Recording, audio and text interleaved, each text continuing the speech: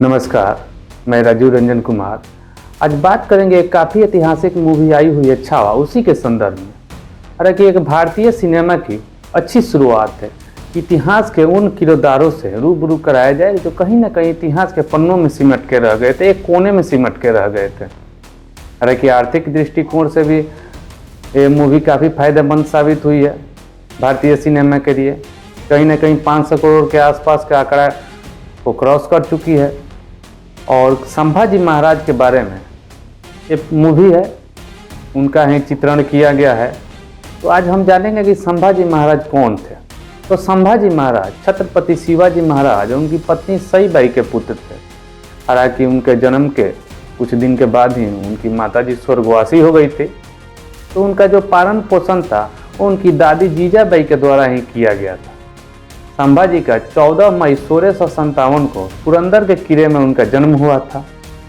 और संभाजी ने शिवाजी के छत्र छाया में वो राजकाज के सारे गुण सीखे जो उनको सीखने चाहिए। हिंद स्वराज के वो सारे गुण सीखे जो सीखने चाहिए। शिवाजी महाराज के बाद संभाजी महाराज का राज्याभिषेक हुआ और उन्होंने अच्छी तरीके से शासन को कहीं ना कहीं पूरे दक्कन में स्थापित किया। हिंद स्वराज का उनका सपना था और इसके लिए वो पूरे हिंदुस्तान में अपने हिंद स्वराज को लेके जाना चाहते थे। इसमें के लिए उन्होंने काफ़ी मेहनत भी किया।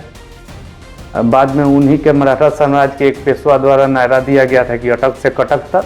तो बाद की बातें बाद में होगी। अभी संभाजी महाराज के बारे में हम चर्चा करेंगे। संभाजी महाराज ने अपने जीवन काल में अनेक युद्ध जीते, अनेक कीर्तिमान स्थापित किए। बाद के दिनों में उन्हीं के एक विश्वासपात्र संबंध के द्वारा विश्वासघात किया गया, जिसके बाद उन्हें औरंगजेब द्वारा कैद कर दिया गया और औरंगजेब के कैद में ही उन्होंने अपना दम तोड़ दिया। लेकिन इतनी दमनकारी नीतियाँ औरंगजेब के द्वारा संभाजी महाराज पर की गई, इतनी क्रूर यातनाएं दी गई, जो भारतीय इतिहास में किसी एक राजा द्वारा एक राजा पर किया गया कहीं भी चित्रित या वर्णन नहीं है।